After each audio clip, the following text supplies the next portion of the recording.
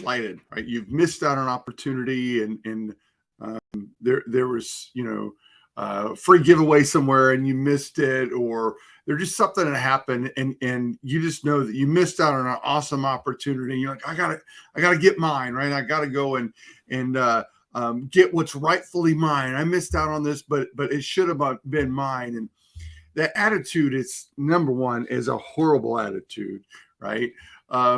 Because the only thing that we got to get is a relationship with God. But in that mindset, in our reading this week, and in fact today we're in Judges chapter 8, and we're looking at Gideon, and we're looking at Ephraimites, Ephraim, the tribe of Ephraim, who are Jewish, right? They're the cousins, the distant cousins of Gideon and the tribe of Manasseh, right?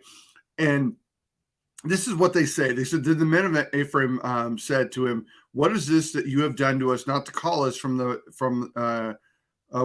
call us when you went to fight against the Midianites?'" They're like, "Why didn't you call us? You should have called us. We would have been in this fight from the beginning. We would have got ours, right? We would have been able to do everything. You've slighted us. You've offended us. You've done this. So you didn't include me."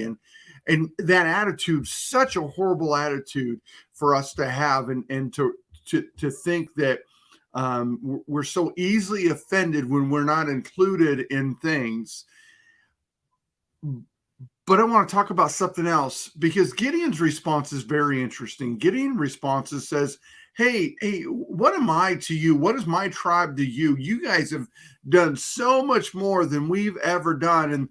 And Ephraim, the tribe, right? It's like, oh, okay, we're good. Flattery will get you everywhere. And they forget about the original insult, the insult of not being called out. And I bring that up because I want you to see what's going on in this moment. Ephraim says, hey, Ephraim, he says, you guys, you did something wrong to us. You slighted us. We didn't get ours, right? We didn't get our portion. We didn't get our what we should have got.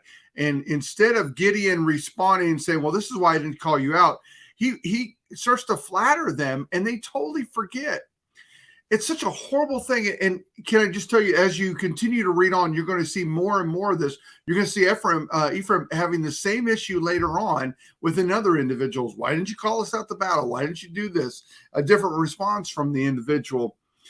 But when we begin to see our attitudes, in this case, the attitude of pride, the attitude of being slighted, understand what that ends up doing is it puts us into a place where somebody can manipulate us completely and radically change the direction that we're going.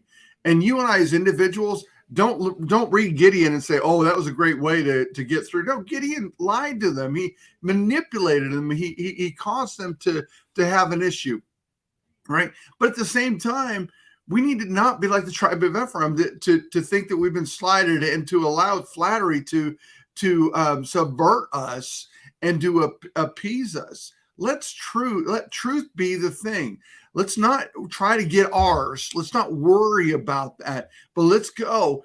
And what they should have been doing, or what should have happened, is they should have been excited for what God had done. But they looked at what God had done, the 300 men with Gideon that had caused this massive victory for the children of Israel. They should have looked at it and been excited about it.